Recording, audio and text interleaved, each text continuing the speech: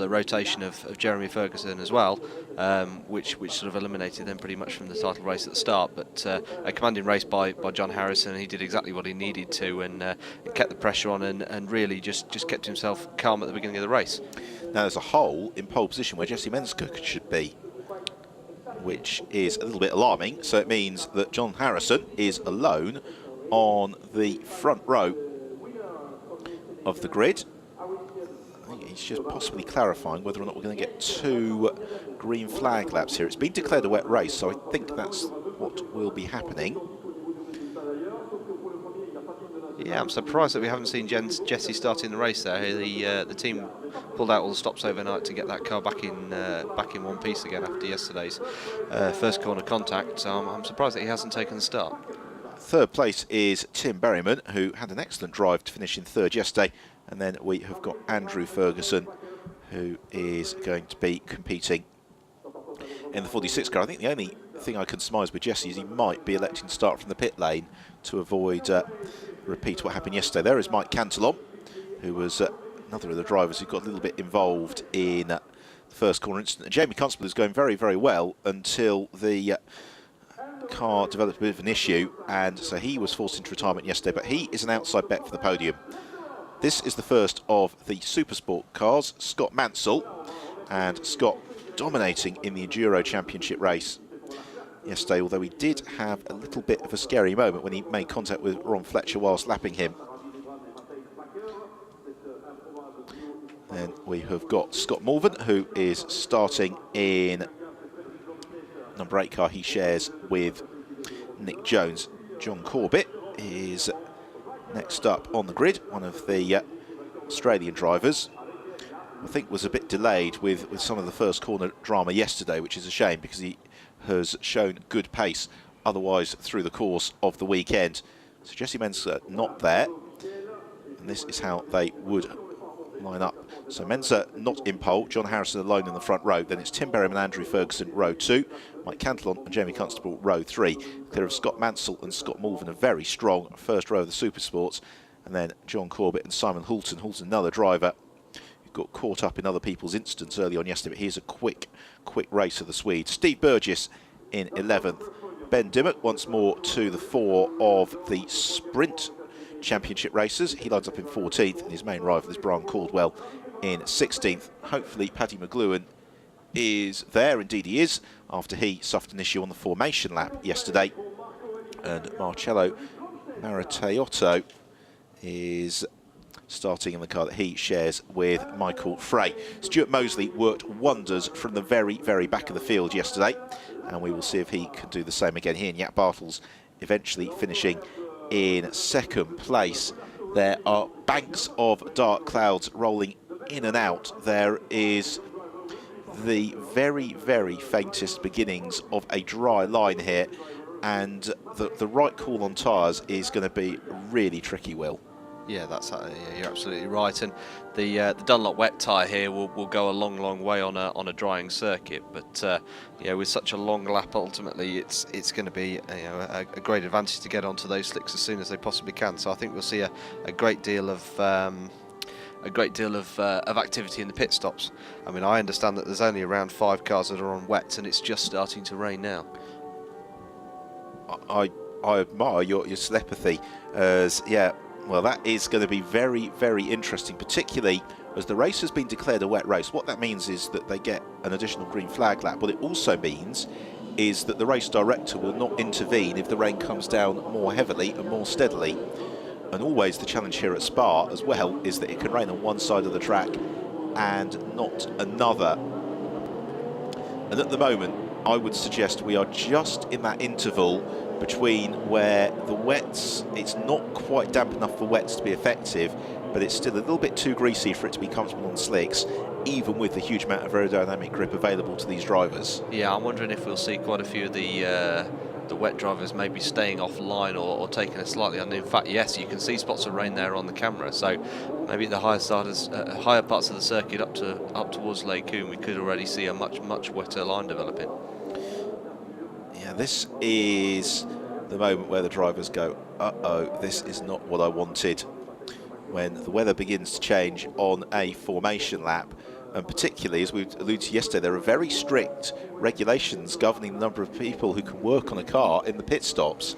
So the single driver teams, where you've just got the one driver doing the whole race, they're only allowed one member of staff to work on the car during the pit stop, or two to work on the car outside of the normal pit window to change tyres.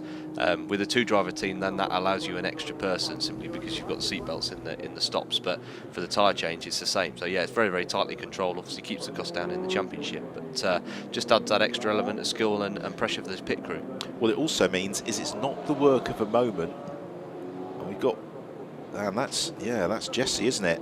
Yeah, we can just see Menzer in the background there. Looks like he was unable to make it all the way around that grid lap. That's a great shame for Jesse Menzer, because he was so quick in qualifying, and it's not quite worked out for him in the race. Now, this is fascinating because it's clearly raining at Eau Rouge. By the time we get to the Bruxelles hairpin, there is a dry line. Yeah, and this is one of the unique challenges of Spa, and it's something that you'll see, for the longer distance races, the 24-hour races here. Some of the bigger teams will place staff around the circuit just to give such a localised idea of what the weather's doing, because it can be so dry in the pit lane and completely different down at Stavelot or up at Bruxelles. Just wonder what the call is going to be with regards to tyre strategy. I'd suggest that slicks are probably the right call at the moment, as long as it doesn't rain anymore. We have got a very variable weather forecast for today. Our country position, by the way, overlooks the start and finish straight in the pit lane.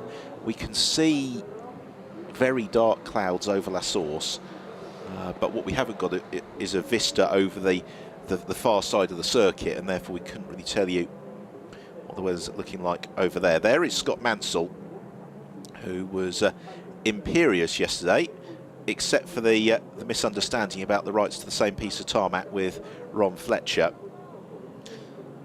Now, this could be quite interesting between Scott Mansell and Scott Malvern in the early stages, with the wild card of John Corbett and Simon Hulton, both of whom very rapid, racing their native Radical Championships, and may well try to join in that battle. Yeah, and I think Malvern and his driving partner Nick Jones would fancy their chances here, as in the pit stop, Mansell will be carrying another 15 seconds of success second penalty effectively in their driver change. So yeah, this could look pretty good for that pair, as we see them starting to grid up now behind the pace car. Yeah, for Scott Mansell, basically he needs to bring reading material with him for the pit stop, because he's going to be there for almost 2 minutes. No, it's 25 seconds actually, in fact, not 15, yes. So they are forming up, so we are about to go racing for 50 minutes here in the Radical Sprint Championship and Radical Enduro Championship. Spa-Francorchamps circuit, such a favourite of the drivers. They will all be mindful of what happened into La Source at the start of race 1 yesterday. See a little bit standing water there on the exit of Blanchimont, and that runoff looks quite treacherous, doesn't it? Yeah, as does that big dark cloud, and this is going to be the real challenge. On the core racing line, I think they're going to have enough grip with the mechanical aerodynamic grip provided by these cars. If they go offline, it could be... Wipers on the pace car as well suggests that there is some moisture down in the area as well. This is going to be thoroughly entertaining, we can say with certainty, from our position in the dry. For the drivers, this is going to be a very tricky first lap, but we should be in for some great racing from the Radical Sprint Championship and Radical Enduro Championship. We are about to get the race underway.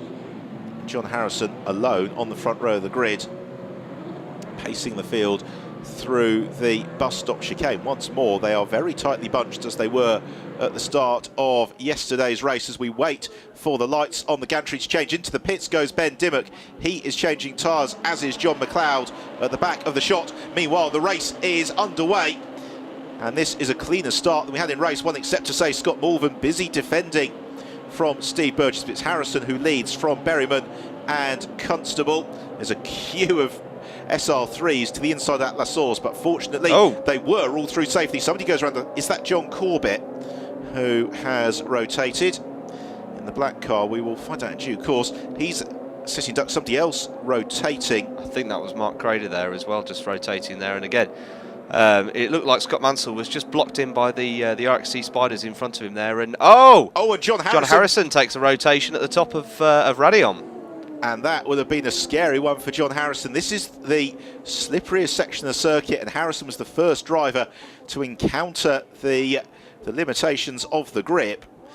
So it's now Tim Berryman who leads from Scott Malvern, Steve Burgess, and then it is the Cockle car next along. That is Harry Cockle, who is up there in 4th, Mike Cantle in 5th, Scott Mansell in 6th. And this is fascinating because the Supersport car's in amongst some of the Spiders and SRX early on. Here we see it for John Harrison. And given the speed, really, he's actually fortunate that that wasn't a slightly bigger bump into the barriers. Yeah, absolutely. But Scott Mansell, the real benefactor here in the opening stages there, was able to take advantage. It looks like we've got a safety car out there to clear up the aftermath of Harrison's accident there. But yeah, great start by to Malvern to avoid that sort of first the general pack at the start of the first corner and work his way around the outside and make his way up to second. And we could well see in this now, because the conditions are slightly damper, that the SR3s with their sort of superior weight distribution could come to the fore. The safety car comes out as it starts to rain over at Pouan as well. Now this does beg a very interesting question about, it was John Corbett, by the way, who spun at La Source. It begs the question, do we see some more of them coming in and electing to move off the slicks to wets? Here comes Ben Dimmock, who comes over the crest of Radion. See the safety car boards and the recovery work underway for John Harrison. I'm hoping for John that that's mainly cosmetic damage rather than anything more substantial. Yeah, I think going off where he has, he's been lucky to get away with that, I think, relatively lightly, and he'll be back out for race 3. But a real shame is he had a fantastic start and did a good job to get around that first corner unscathed. So the order then is Tim Berryman leads it from Scott Mansell and Harry Cockle, then Steve Burgess in 4th, Mike Cantle on his 5th, Scott Mansell 6th, Andrew Ferguson 7th, Simon Hulton in 8th, Ricardo Donor in 9th, and Paddy McLuhan, who completes the top 10. John Corbett was one of our spinners. I think Gary Patterson possibly in car 9 was the other one. He has been dropped all the way to the very, very tail of the field. There is Brian Caldwell, who is currently 2nd of the Sprint Series runners behind McLuhan. And what's going to be particularly frustrating for the drivers as well is that those of them that are on the slick tyre, they could really have done with a few laps at racing speed to get some heat into the rubber, because actually when we do get going, because they've only had about 4 corners at race speed, they won't have warmed up the tyres. We'll have to go through that process all over again. Yeah, tyre temperature is going to be critical here, particularly on the restart. And with 34 cars on track, there's a good chance, if the rain doesn't get any heavier, of actually being able to maintain the line even with a bit of drizzle. But no, as those tyre temperatures drop, and as we've seen so often in the past, really any racing tyre will struggle to work when track temperatures drop below around 10 degrees. And it is a surprisingly cold day here for early autumn at Spa. Now that's not very sporty, the Marshals, is it? They seem to have driven off and left John Harrison who surveys the... well, the good news is that John's absolutely okay, and as soon as he lost the car, did a very, very good job actually of jumping on the brakes and slowing it down completely before he came into contact with the wall. That's right, and managed to stay right on the edge of the left-hand side of the circuit there to avoid picking up anybody else as well. I mean, it's quite unsighted as you come over the brow there, as you see the cars coming into shot. So yeah, he was... made the best of an unfortunate situation. Well, the good news is that the Marshals has done a fantastic job in retrieving his car, which would suggest that this is probably going to be our second and final lap behind the safety car. We have got Mark Hignett having a tyre change, and those are wet tyres at the front of the car, but what I can't tell is whether or not they're changing those to slicks. Again, the precipitation, such as it was, seems to have gone away. Here we see it again. And yeah, John Harrison, very fortunate not to ricochet back across the track. and also to scrub as much speed as he did off at one of the fastest sections of the circuit. It's always the difficulty being the race leader in these changeable conditions, because you're the first car to arrive on the scene at any given corner, and we'll suddenly discover that the grip that was there a lap ago has disappeared.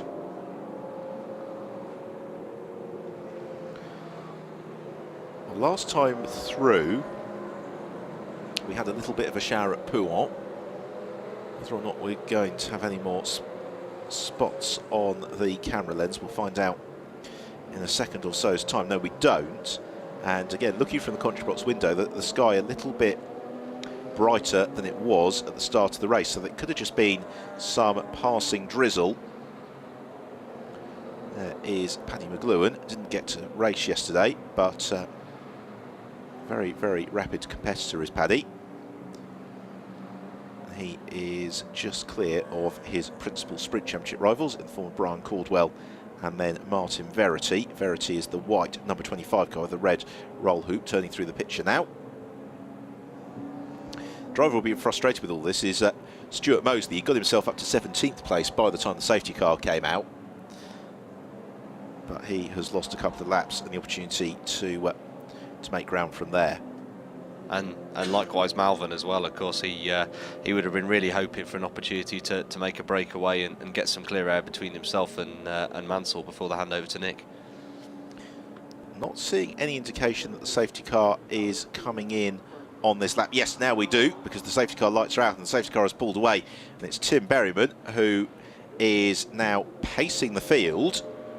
Tim Berryman, of course, a star of the Radical Australia Cup, and he's over here for guest drivers as part of winning the prize in that championship. But doing a fantastic job on his Spider debut. Normally races an SR8 out in Australia, and this is his first time in the Spider, but he's done a sterling job all weekend. Great qualifying pace, and here he is at the head of the field. But he could really do without now judging the safety car restart with a pack of very fierce rivals behind him. He will look to pull the pin, I would suspect, coming out of the bus stop chicane, which he does now as we get back underway in this second of three races here in Spa for the Radical Sprint and Radical Endurance Championships. And Berryman judges that restart to perfection, eases away from Scott Malvern as Harry Cockle looks to the inside of Malvern on the brakes into La Source and does remarkably well to get the car stopped and turned in to take the lead of the Super Sport battles. A big sideways moment from Mike Cantillon as he applies the right foot. And also Steve Burgess looking to pressurise Scott Malvern into Eau Rouge, and Burgess trying to force the brave manoeuvre. There's certainly a dry line now through Eau Rouge. They come over the crest at Radiot, and it's Berryman who was a little bit slower than Cockle, who now moves past and into the lead of the race. The leading quartet got a big advantage over everybody else as they run along the Kemmel Straight. You've got three SR3s in line there, getting a fantastic toe off Cockle, and it looks like Burgess is going to be able to slingshot past as well, and he has.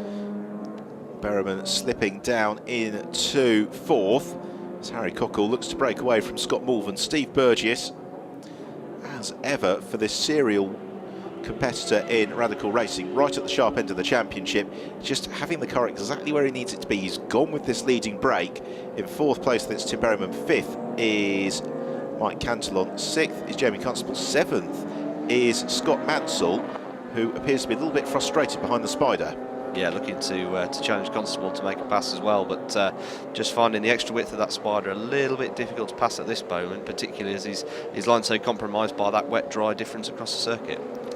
And that's the problem. You don't want to risk the car going for a move off the drier racing line for it all to go suddenly sideways.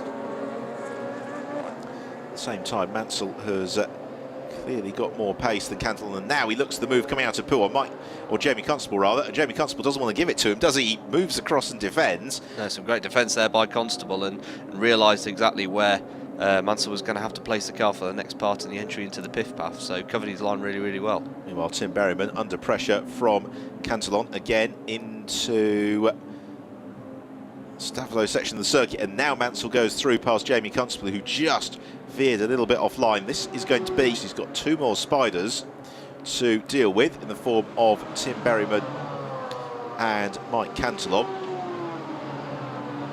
Them turning through Lodgement. We've got overtaking under the safety car that is being investigated, so we hear. We'll keep you appraised of any penalties as and when they are issued.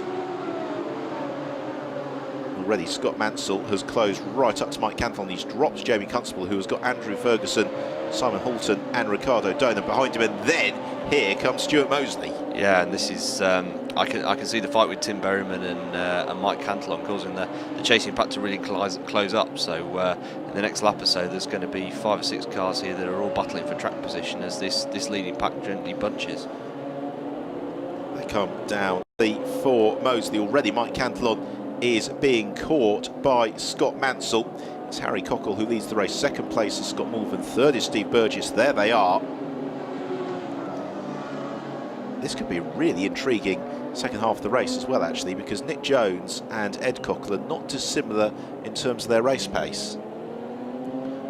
Steve Burgess, we know that he is going to be consistent throughout. Steve Burgess, in fact, was just set a fantastic middle sector there, first sector there as well. So yeah, as you said, this is going to be really close in this Enduro Championship battle. In the Sprint Championship race, it is still McLuhan from Cordwell. They're currently running 12th and 13th overall. As Harry Cockle turns through Pouant, his advantage over Scott Mulvin out to the best part of 2 seconds. It's another couple of seconds back to Steve Burgess. For Burgess, it's all about the championship points because they head back-to-back from Spa to the Brands Hatch Grand Prix circuit next weekend. Yeah, for the season finale. So he needs to get 3 good finishes in the bag here, not take too many risks. And you saw a couple of times yesterday he came away with a great result, but it could have gone oh so wrong in a few instances where he was very nearly caught up with other people's incidents. So yeah, just needs to keep it clean here today and get the points in the bag. Meanwhile, Scott Mansell has caught Mike Cantillon. Cantillon in turn is back up with Tim Berryman. They, in very short order, are going to have Stuart Mosley up with them. Because Mosley is absolutely flying. Meanwhile, here is Simon Halton getting it all wrong at Les Combes. And very narrowly avoided by Ricardo Dona there. And also doing a very good job to get the car stopped as Marcello Maritotto looks to the outside of Simon Halton, gets pushed onto the curbs and somehow finds the traction. And just behind them was Ben Dimmock, who is charging through, as here is a replay of Jamie Constable into the gravel trap, and he's been joined by Andrew Ferguson. I have a horrible feeling, given the positioning of Constable's car, that may prompt a little bit of a pause. This is the fight for 4th we're watching. Tim Berryman clear of Mike Cantillon, and then it's Stuart Mosley, who is already up into 7th place. Scott Mansell will be a little bit frustrated to be in this group because already they're 15 seconds back from the leading trio of Cockle, Morvan and Burgess. Yeah, and there's a 14-second gap between Berryman and Burgess alone. So yeah, this is really not helping his lap times at all. And in fact, did a 48 on that last lap compared to the 38 of Cockhill. So yeah, a frustrating situation for the former Eurobus champion to be in. Particularly as he knows that he's staring down the barrel end of a pretty significant second stop in the pits as Mosley powers past Mansell. I think what's going to be fascinating is the pace of Stuart Mosley relative to that of the race leader Harry Cockle. Cockle currently the fastest car in the race, 2 minutes 38 for Cockle last time through, which suggests that the track conditions favour the balance of the SR3s at the moment, but feel that we're beginning to reach that tipping point as the sun appears once more. Just getting a really good demonstration here of the relative merits of the cars. So as you can see through this intermediate section, the SR3 can stay right with the Spider, and then obviously the superior grunt of the Spider as it pulls away on the longer straights. But it's going to result in a fantastic cat and mouse battle, particularly as we take those pit stops and various success seconds in the middle of the race. For Stuart Mosley, if he can get into some clear air, it'd be fascinating to see how far he can progress. We've got the black flag, which has been issued to Jamie Constable. which is a little bit irrelevant because he's currently in a gravel trap. I'm just wondering if he's perhaps restarted, maybe been able to rejoin the race with assistance. But that'll mean that the race is run for him, unfortunately. Yeah, the black flag is the ultimate do not ignore, because the clerk of the course always tends to veer on making sure that everybody has a good time, safely of course, but if the black flag is issued, that means that you have done something very, very naughty indeed and need to obey it. Meanwhile, this is the fight for fourth. It's the fight amongst the preeminent Masters cars, and already Stuart Mosley to the inside of Mike Cantillon. He gave a lot of consideration there as to whether or not he was close enough to Tim Berryman. Couldn't quite do it. Yeah, started to line up, didn't he, for the late break manoeuvre into the bus stop, and thought the better of it given the various closing speeds, but already now onto the back of Berryman, and I think he'll possibly leave it till after La Source and maybe the run down into Eau Rouge before he makes his move. Yeah, I can't see that he's going to, again, unnecessarily risk the car, but at the same time we saw Stuart Mosley pulling off a very brave move into Eau Rouge yesterday. I think it was on Mike Cantillon, if memory serves correctly. I think it's about doing the same again. He's not really near enough to Berryman. Instead, he just carries that momentum up out of Eau Rouge through Radion and onto the Kemmel Straight, and now Stuart Mosley draws alongside. Here is a replay, meanwhile, of John Corbett, who had made the pass on Mark Crader, and then just outbraced himself and ran a little bit wider. Mosley past Berryman up into fourth place for Stuart Mosley.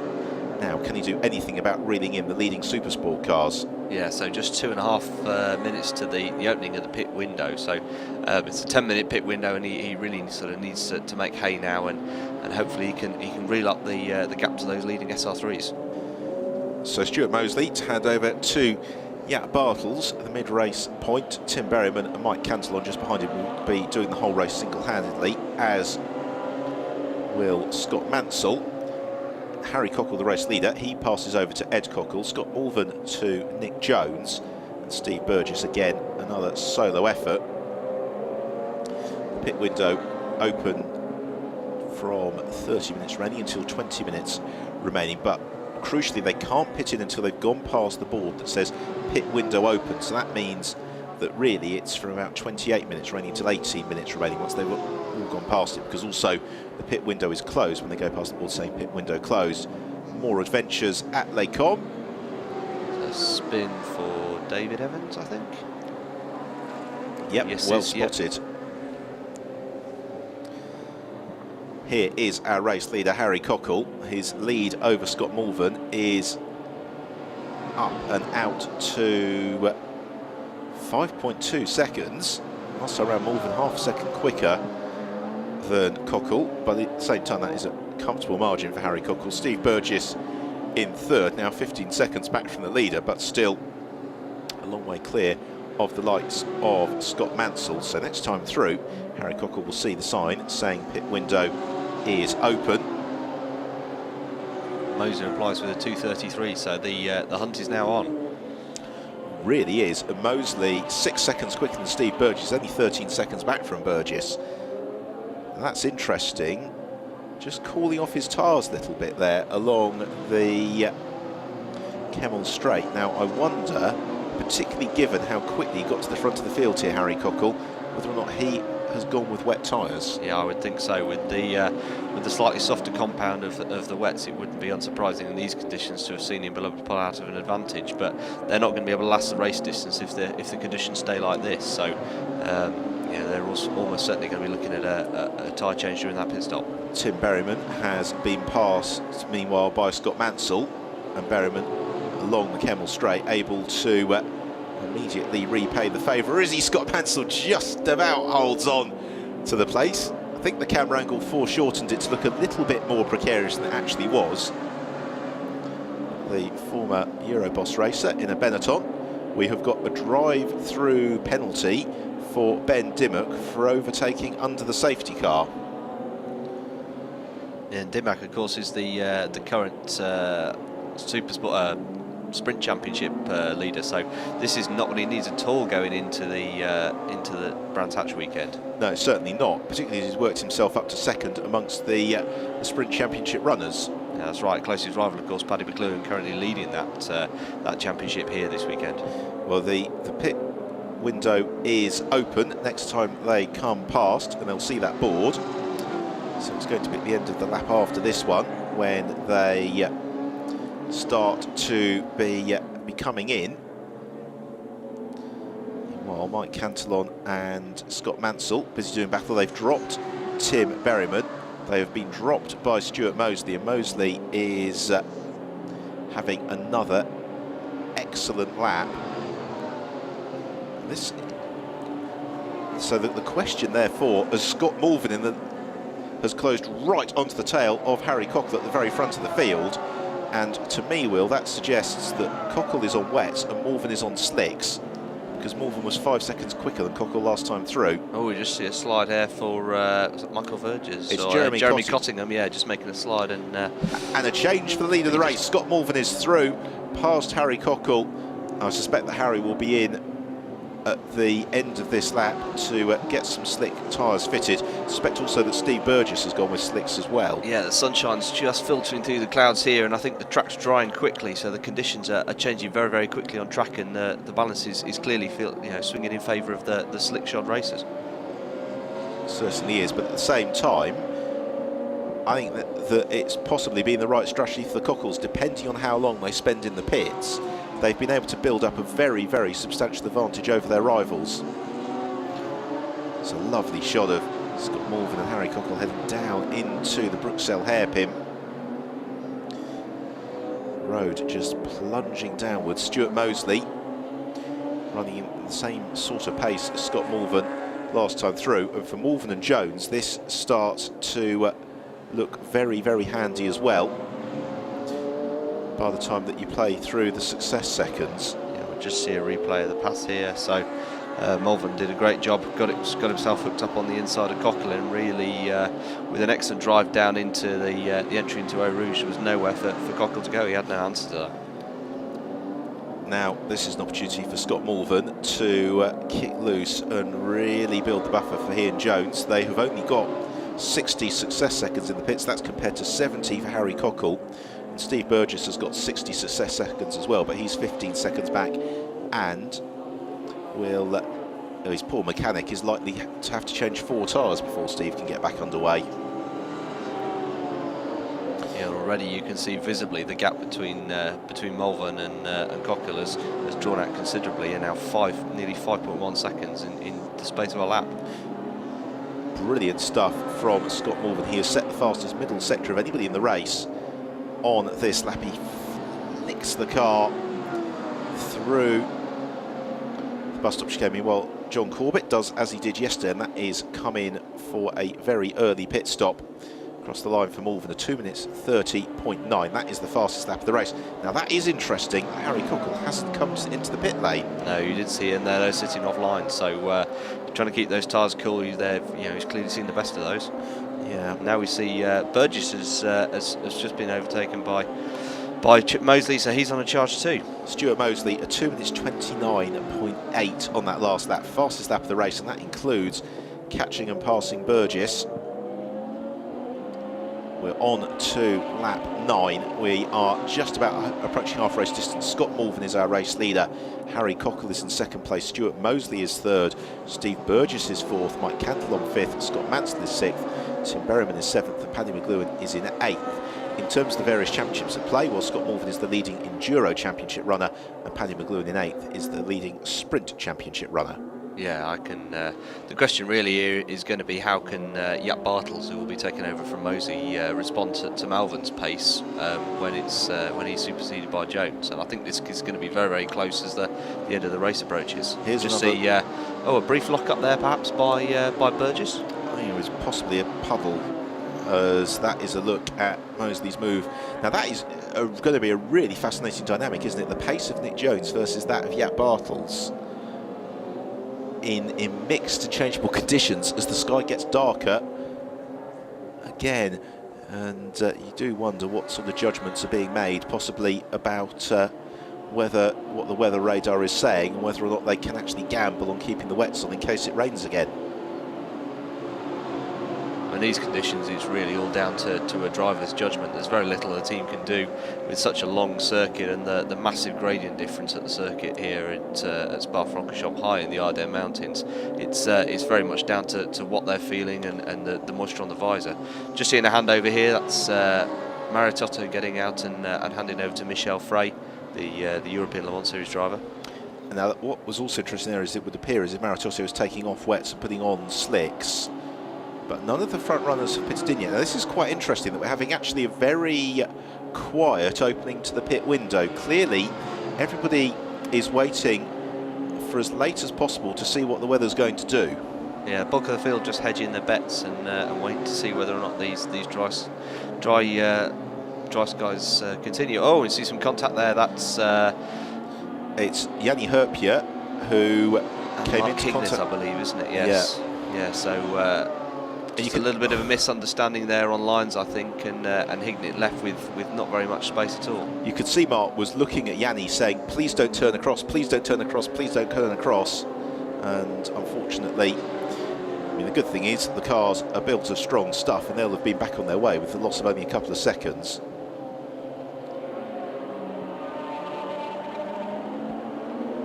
Yeah, they back up to speed. There is Michel Frey, tightening his belts. There is Mark Hignett. And here is our race leader, Scott Morford. Now, we were always expecting Scott to stay out until the tail end of the pit window anyway, just because of his pace relative to that of Nick Jones. Stuart Mosley has set another fastest lap of the race and is most likely going to be overhauling Harry Cockle on this lap. Indeed he will. There is Mosley, and just ahead of him is the car of Cockle. They have also got Ron Fletcher immediately ahead of them. Stuart Mosley easing to the inside of Harry Cockle and then goes around the outside of Ron Fletcher. But Mosley a couple of seconds lap quicker than Scott Morford. It's going to be really fascinating, isn't it, with Jack Bartels versus Nick Jones in the concluding 20 minutes or so of the race. Although the success seconds might just be enough to elevate. Yeah, Bartels and Nick Jones will be serving the same length pit stop, so they'll both be on a 60-second stationary time. Of course, the SR8s haven't, the Masters and the RXCs haven't featured too much in the Enduro Championships this year, so this being their first outing, then they're not carrying any extra success seconds.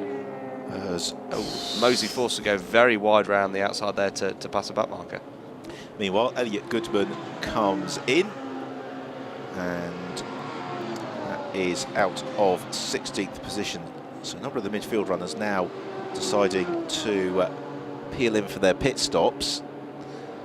Again, it's increasingly cloudy. It's still damp, but it's not raining.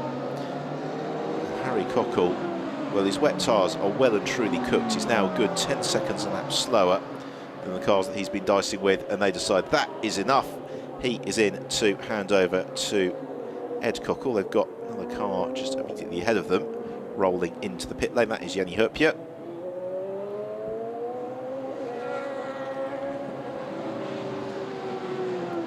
Roll on down. The pits come to a halt. Now, are we going to see new boots going on? It would appear that the judgment call has been made with the Cockles that the loss of time by making any changes to the tyres is such that they're not going to switch them around. No, and they're obviously hedging their bets on it remaining fairly damp and cold out there, as we see Paddy McLuhan and John Corbett now coming in for another stop, perhaps. So for Paddy McLuhan, this is going very, very well for him. He is well up inside the top 10 and is to the fore of the Sprint Championship runners. Here is the second place car of Stuart Mosley. And Mosley, underlining the capabilities of the Spider, was almost 3 seconds quicker than Scott Morford through Sector 1. But it's then through Sector 2 where there's an awful lot in it between the Super Sport and the Masters class cars. But Stuart Mosley, very, very capable racer.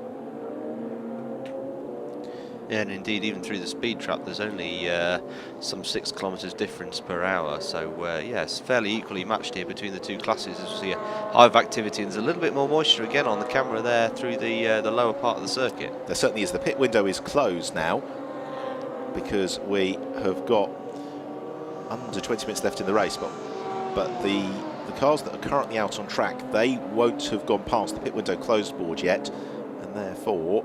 So anybody that has not served the pit stop yet will need to do so on this lap, otherwise they'll be serving a penalty. Stuart Mosley will be in to hand over to Jaap Bartels. Scott Mulvern likewise to Nick Jones. And here comes the race leader, Scott Mulvern. Gets the car down to the pit lane speed limit, which feels agonisingly slow. If you're at the wheel of the car, it feels plenty quick enough if you're one of the mechanics waiting to receive him. Doesn't look like there's any intention to change tyres there, is there? I suspect that they've been on slicks throughout as Mulvern hops away. A little bit of work being done to adjust the seat to accommodate Nick Jones, who hops into the car now. And likewise, Stuart Mosley rolls down the pit lane to pass over. Peels into the pit box. And again, no intention to change tyres on that car. Jaap Bartels jumps in. As Mosley jumps out. Mike Cantillon, another driver who peels into the pits. And he was briefly up into third as a result of the way that the pit stops were cycling through. So they've all left it until very late in the pit window with good reason. You would suggest Tim Berryman also in, but what we haven't seen is any substantive change in the weather, but it is just beginning to spit a little bit, possibly in the pit lane. Still think that for Ed Cockle it's going to be possibly quite a long run to the flag. Actually, Steve Burgess also didn't make any move to change tyres. Here is Ed Cockle.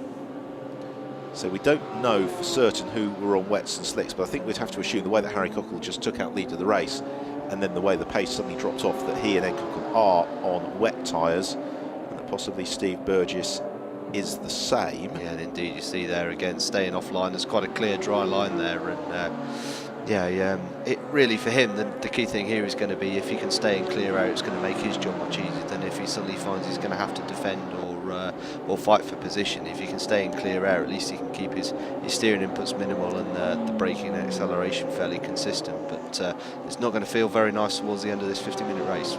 It's spectacularly unenjoyable driving on wet tyres that are past their best, because what happens is the tread on the tyre starts to move around, and any consistency of feel in the car just is absolutely eliminated.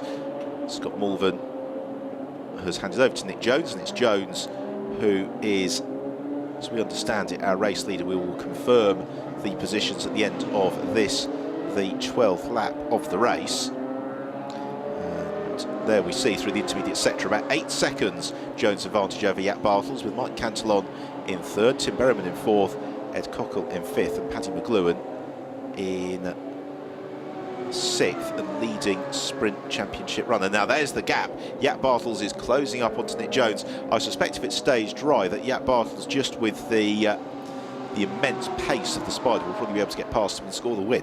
Yeah, so it's a substantial difference in pace between the pair through the speed traps, from 15 kilometres per hour now between these two drivers. So yeah, he's got him in his sights. You can see him up the road, and it's not going to take too long before he can reel in with nearly double the horsepower. But there are just a couple of spots appearing on the camera lens out and about around the track. But Jaap Bartels, he's won a couple of times already this year in the Radical European Masters. And he and Stuart Mosley probably were the first drive combination really to get to grips with the Spider. And since then have really kicked on in terms of the pace and consistency. For Nick Jones, however, in terms of Enduro Championship points rather, this is potentially going to be a very, very handy result for them.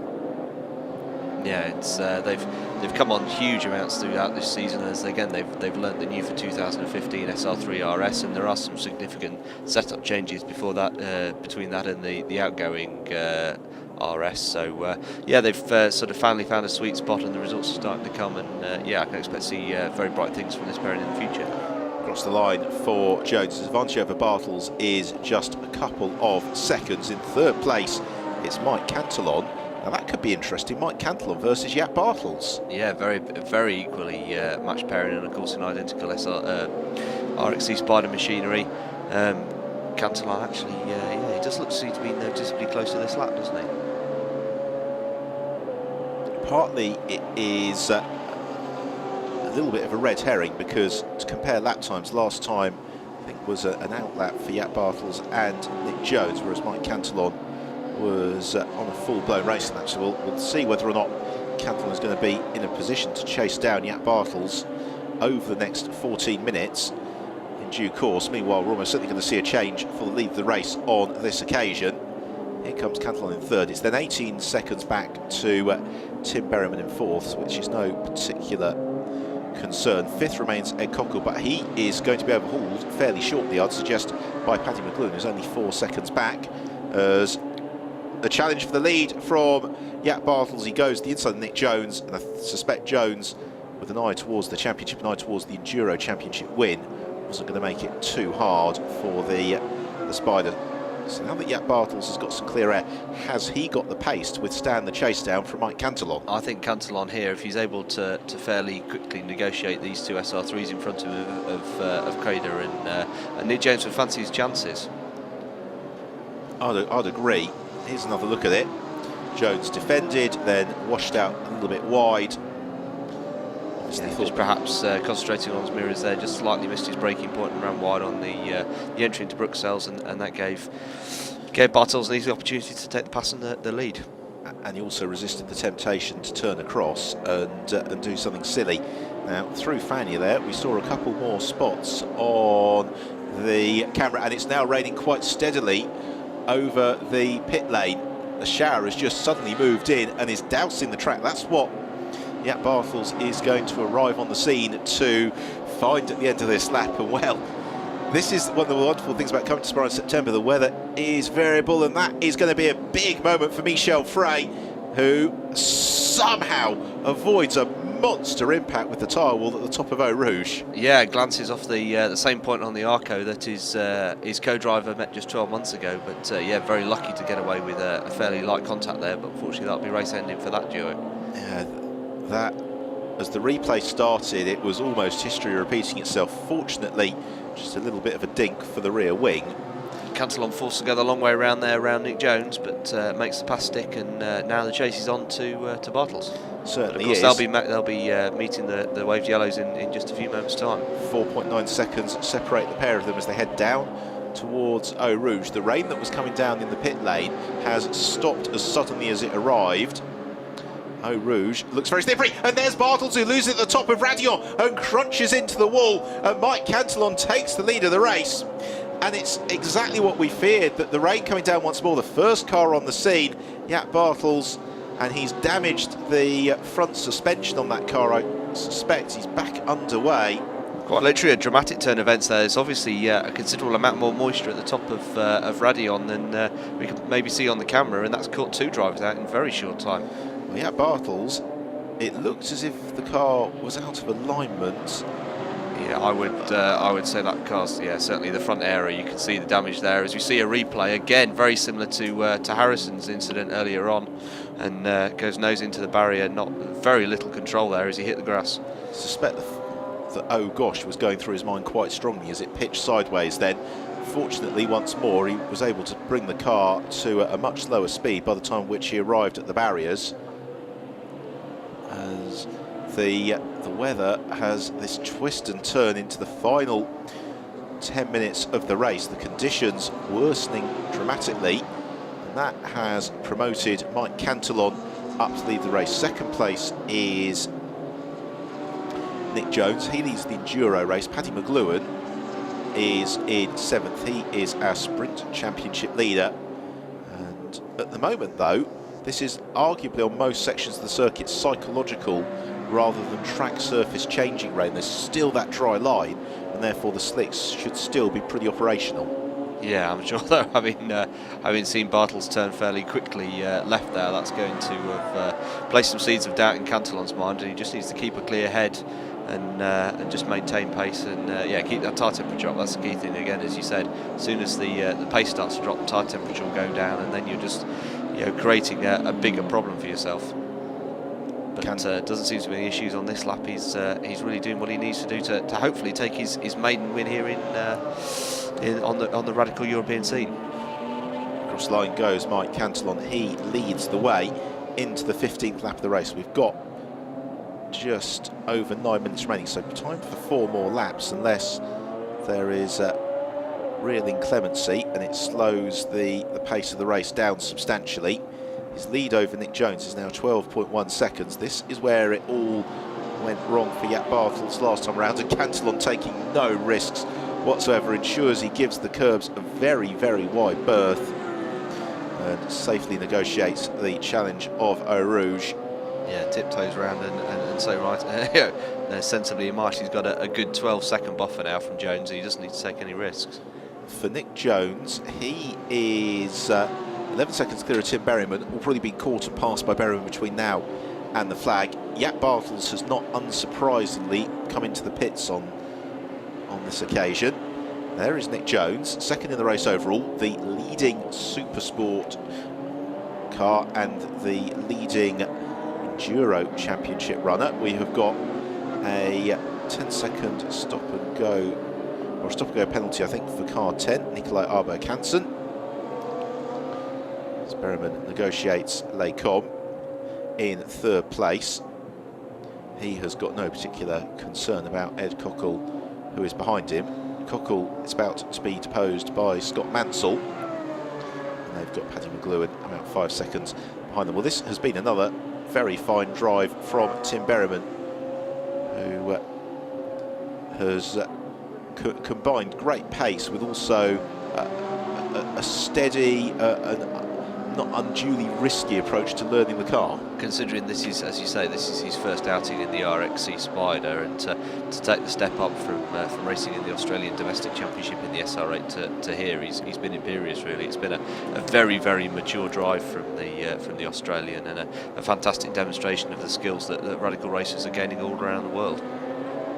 Berryman looking as if he may well be able to snatch second place from this one. He's got a little bit of traffic between himself and Nick Jones, but that will be fairly promptly sorted out, I would imagine. It's Mark Crader who they're going to be lapping through Blanchimont.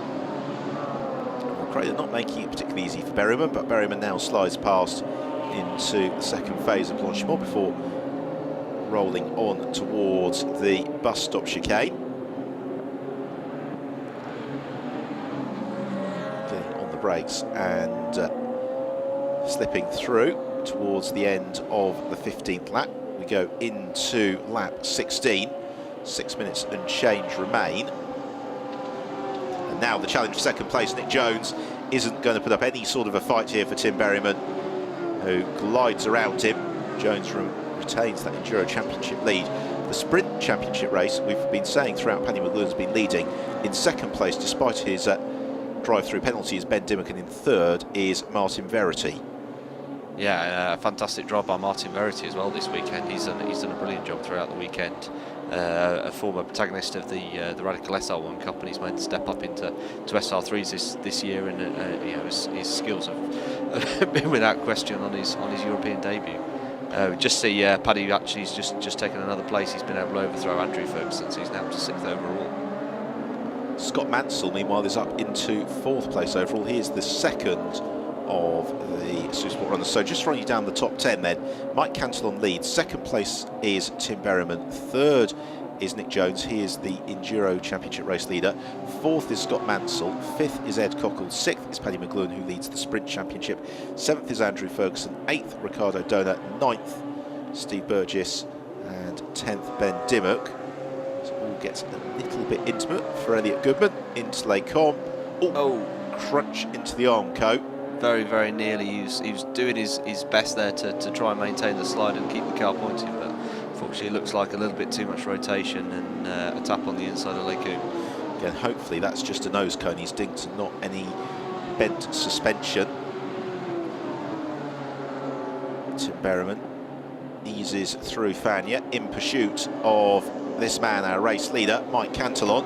Cantillon about to start the penultimate lap of the race. His lead over Berryman was just shy of 22 seconds going into the lap. And actually, Berryman last time through was a couple of seconds quicker than Cantillon, but then Cantillon has got such a substantial buffer, he doesn't need to take any unnecessary risks. So he accelerates across the line. Starts his 17th of 18 laps. As the race interrupted with a safety car very, very early on.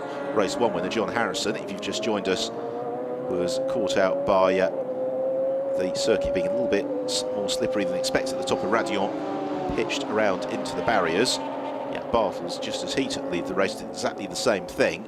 Mike Cantillon does not want to become the third Masters victim of Radion and is taking great care to place his car exactly where the dry racing line is. Yeah, you see now he's got the lights on ablaze at the front of that RXC Spider as he comes up onto the tail of Brian Murphy to lap him, and yeah, as you say, he'll be taking no chances now. He's seen two of the leaders in front of him both spin off in the same place, so gently tipping toe round in these such changeable and treacherous conditions, really conditions that characterise Spa. Certainly are. Down out onto the Bruxelles hairpin,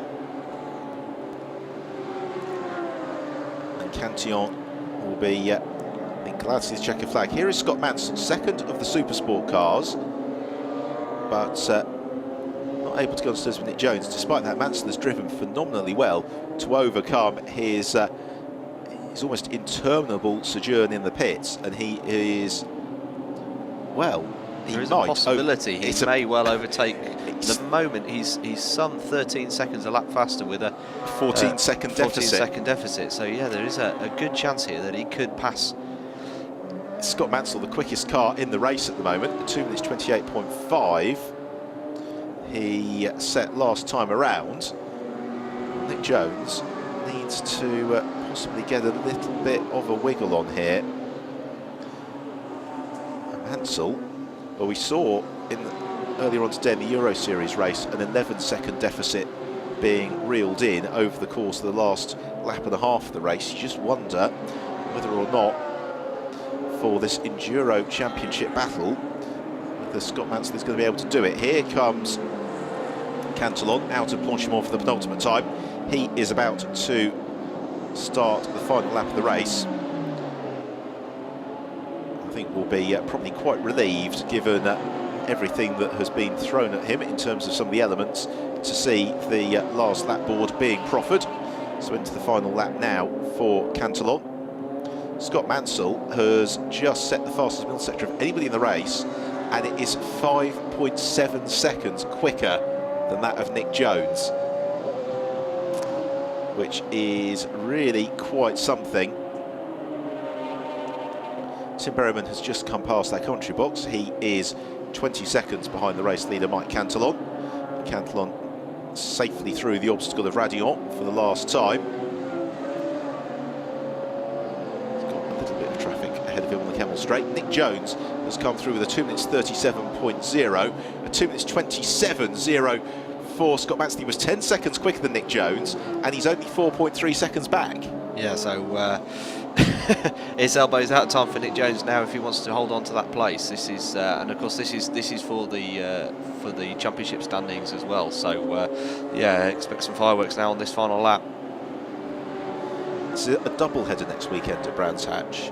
Triple. We'll be back to the normal format. A single 90-minute enduro race. So yeah, after this, just 2 more races before the end of the year. And therefore, these points are really critical for Mike Cantillon. He is safely around the bulk of the final lap of the race, just about to catch John McLeod and Brian Murphy. And I suspect that Scott Mansell has already passed Nick Jones, because the The gap was down to about a second through the end of the first sector. We'll find out very, very shortly. For Mike Cantillon, though, this has been a perfectly judged race. And here is the challenge then for the lead of the Enduro Championship. And through goes Scott Mansell at pool, and he passes Nick Jones and moves up into third place in the race overall. And that is Scott overhauling a 25-second success second handicap in the pits, plus a deficit of about 30 seconds. Brilliant, brilliant stuff from Scott Mansell. It's been a great drive from Mike Cantillon after the disappointment being involved in yesterday's first corner accident. He has bounced back in absolutely perfect fashion as others fell by the wayside. He didn't, and he accelerates through to take the checkered flag and victory in race 2 here in Spa. Yeah, superb maiden radical victory there after many years of trying for Mike Cantillon, and he should be justly delighted with that performance. As we see, again, fantastic result for Tim Berryman there as well. Kept his nose clean, stayed out of trouble to take a very strong second place. It's one better than yesterday. And here comes Scott Mansell. He is going to be third overall, as yesterday he wins the Enduro Championship component of the race, with Nick Jones and Scott Mulvin an excellent fourth, and they're second in the Enduro Championship.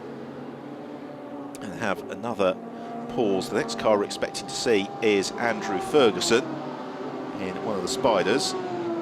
There is Andrew now coming out of the bus stop chicane. He will claim 5th place, and then in 6th, the bright orange car. Great stuff there from Paddy McLuhan. He wins the Sprint Championship and takes an excellent 6th overall. Yeah, just ahead of Ed Cocker, who you guess was fading in the final stages of the race, obviously struggling with those less than optimum tyres, but no, did a great job to hang on to 7th position on, I'm sure, a car that was less than favourable, with Steve Burgess there just behind him. Yeah, so Ricardo Donor actually just pipped him in the final lap there. And 9th place for Steve Burgess is probably not what he'd have wanted from this, as that is going to make him the 5th Enduro Championship runner across the line. So slight disappointment maybe for Burgess. Celebration for Mike Cantillon as he rolls to a halt at the foot of the rostrum. Same for Tim Berryman in 2nd place, and 3rd to Scott Mansell. Well, the concluding race of this radical weekend is starting at 4:20 local time. You'll be able to watch the race live, of course, with us, and our coverage starts at 4:20. The race itself gets underway at 4:30. Thumbs up from Cantillon. I think he thoroughly enjoyed that. Same for Tim Berryman. Shows that the consistency can certainly pay dividends. Scott Mansell as well. He barely looks like he's done a morning's work. Yeah, but yeah, it just shows the high level of fitness that all of these racers have got. But look at that, an absolutely delighted Cantillon there, and so he should be. Let's have a look then at the results. So victory for Mike Cantillon, 2nd place Tim Berryman, 3rd was Scott Mansell, 4th Nick Jones and Scott Mulvin, 5th Andrew Ferguson, 6th and the Sprint Championship winner Paddy McLuhan, 7th was Ricardo Donor, 8th the Cockles, 9th Steve Burgess and Simon Hulton completing the top 10. Martin Verity was the 2nd Sprint Championship runner home in 12th, just clear of Ben Dimmock, who completes that rostrum. So much disappointment for Jaap Bartels and Stuart Mosley. They crashed out of the lead, and the same for John Harrison, who had that big moment on the first lap of the race. So let's take a look then at the highlights. And as we got underway, there were just a few spots of rain falling, with problems for Jesse Mensah on the run to the grid. It was John Harrison who was all alone on the front row, and Harrison led through La Source, as behind it was a little bit cleaner than we had seen in the previous race in the weekend. One or two of them a little bit further down the order spun, but then Harrison at the top of Radion on that one. Around he goes, crunching into the retaining wall. Harrison's race over just metres from the start. After an interlude for the safety car, a dry line began to well and truly emerge out around the track, and that meant that Harry Cockle, who started the race on wet tyres, was fairly quickly caught and passed by Scott Mulvern. Also on a charge once more was Stuart Mosley, scything up through the field, giving he and Jack Bartels every opportunity to repeat yesterday's podium again from the very back of the grid. Jack Bartels, post pit stops, was able to move past Nick Jones into the lead of the race, but then it all went wrong for the Dutchman. The car snapping sideways at the top of Radion. Fortunately, Bartels scrubbing off enough speed for it to be nothing more than a relatively minor bump against the retaining wall. That promoted Mike Cantillon to the head of the field, and then that move was enough to promote Tim Berryman into second place. Very late on, Scott Mansell got the jump on Nick Jones to take Supersport and Enduro Championship honours. It was Paddy McLuhan who was the Sprint Championship winner. The overall race, however, claimed in fine style by Mike Cantillon. So we will be back later on today at 4:20 with the third and final race of the weekend from the Radical Sprint and Radical Enduro Championships. Until then, from Will Brown and myself, Ben Evans, thanks for your company, and we will see you later on today. Thank you.